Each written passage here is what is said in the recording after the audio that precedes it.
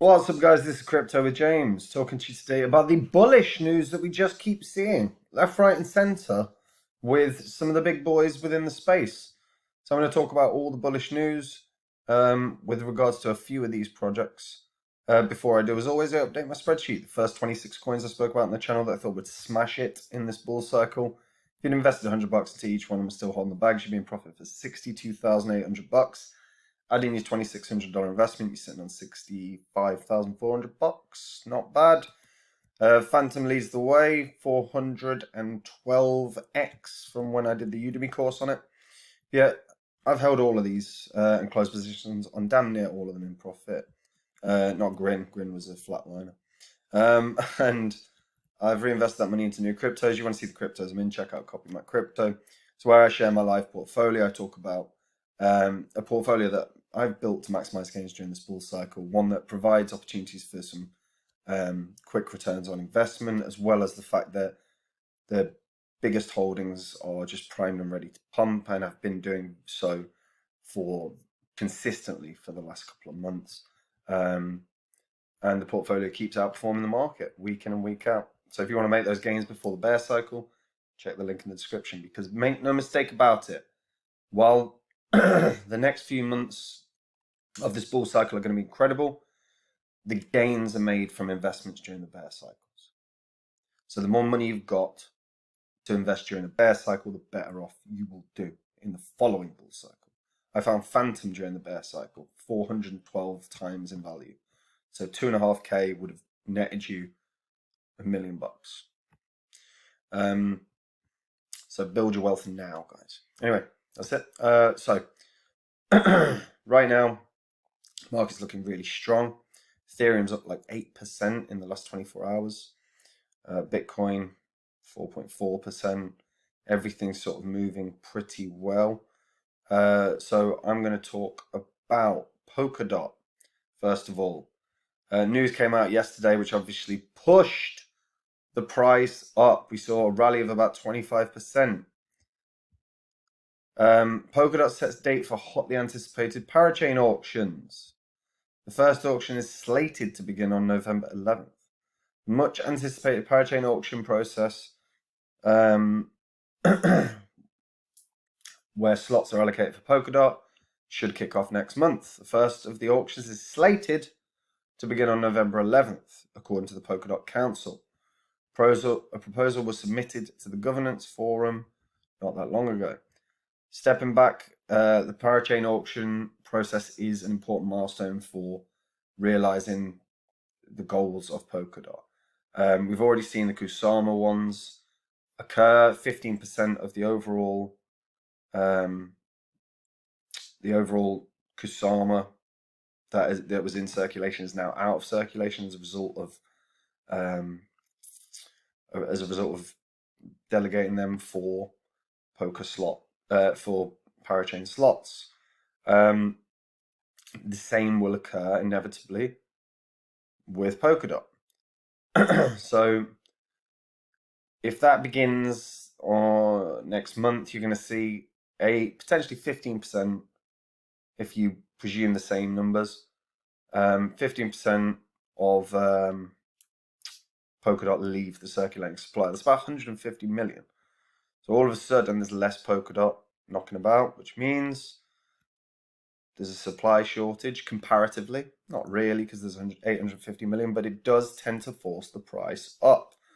Also, the Polkadot slots are set for double the length of time of Kusama, 96 weeks. So if you lock up your Polkadot because you want to get the tokens that are inevitably going to launch for the parachain, your Polkadot is out of circulation for 96 weeks. It's a brave call if you want to make it, but either way, it's going to result in price pumps for Polkadot. In fact, we've already seen it, to be fair. Like I said, in the last 24 hours, we've seen Polkadot fly up from effectively around 25%. It flew up from a 1.35 bucks all the way up to, and now it's $41. So that news has obviously been welcomed by the community and the investment community. In other news, Ripple have become a part of the Digital Pound Foundation. So the Digital Pound Foundation is goal is to promote the importance of a CBDC in the UK. According to the DPF, they're saying that the digital pound will facilitate the UK's transition to an innovative digital economy. Now we know Ripple announced their CBDC with Bhutan. Something with the Bank of England would be enormous. 80+% of banks are exploring CBDCs. The Bank of England is what would have to issue it in the UK, and that would then be taken up by all the subsidiaries effectively, your HSBCs, your Barclays, all of them. So Ripple's participation in this is obviously with the view of a CBDC in England being built upon Ripple. So this foundation is obviously pushing that agenda, and will look to continue to push that agenda with the Bank of England, and hopefully make some headway. As much as I'm not a huge fan of a digital pound, it's an inevitability, and the sooner that you get central banks getting on board in terms of digital currencies, the more the more people will come into crypto. The more people that come into crypto, the more the market starts pumping. But I think that's probably down the line. I can't imagine the Bank of England, the UK are generally very, very slow on anything to do with policy. They never want to be the first out the gates on that.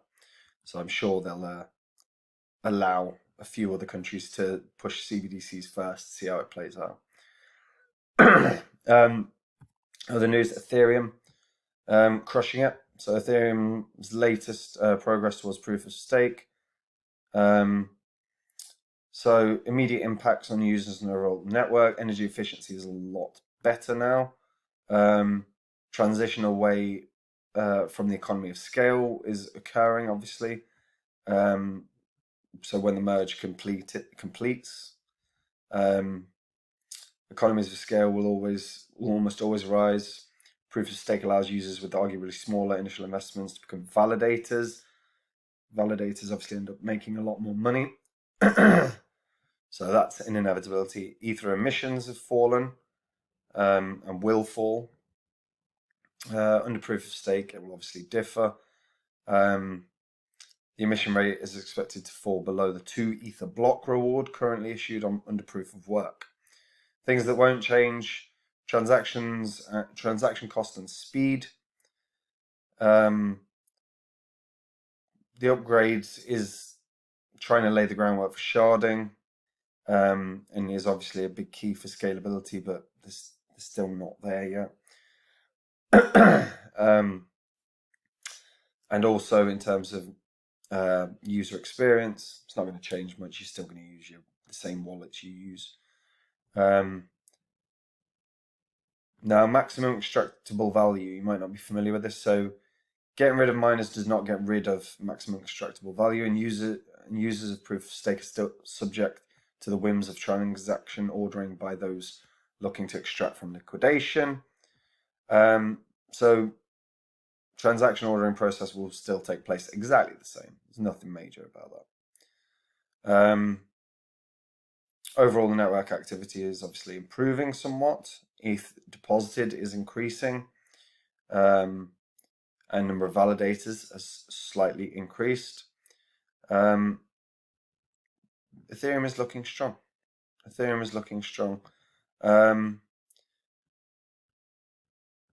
So this will sort of not change a fat lot. The transaction cost and speed is sort of the biggest issue within Ethereum, so they do need to resolve that, but that's probably going to come through optimism roll-ups. That's going to be your best way at the moment. Sharding obviously works. We've seen sharding work with multiple different blockchains, but there's a long way to go there. And the other bullish news with Bitcoin is US have picked up all the mining. So China's crackdown on Bitcoin mining has finally been resolved, or certainly has been dealt with, in the sense that Bitcoin mining is leading. US are leading the way on Bitcoin mining. This has meant that, fortunately for us, we've not seen a lag or an issue with regards to processing transactions through Bitcoin. I'm surprised it ended up being all flooding to the US. I did expect that we would see far more in some of the poorer countries. But to be fair, Kazakhstan's got second place, 18.1% of Bitcoin mining. So, but I think we'll start seeing especially the countries that are pro crypto, you saw like the stuff with Venezuela, encouraging Bitcoin miners come over here, set up your Bitcoin mining here. Valuable, saving money, and we'll see that over the course of the next couple of years, I'm sure. But really bullish, really bullish. What do you think is the most bullish news regarding crypto at the moment? Oh, something to watch out for. Tomorrow is the date for XRP for the SEC to hand over the documents requested by the judge regarding the Ripple lawsuit. So when they're handed over, we'll see what the judge says. But if the judge in any way slams the SEC, you could see another run on XRP price. Last time that happened, we saw an 11% run on XRP. So that's something to keep an alert on your phone or whatever, because you will probably see the price pump if the judge slams the SEC in any way. So something to bear in mind. That's it for me. If you're new to crypto, check out Copyright Crypto. It's where I share my portfolio, the one that I've built that maximizes gains during the bull cycle, and the one that is outperforming the market week in and week out. So check it out and make those gains. Bye-bye.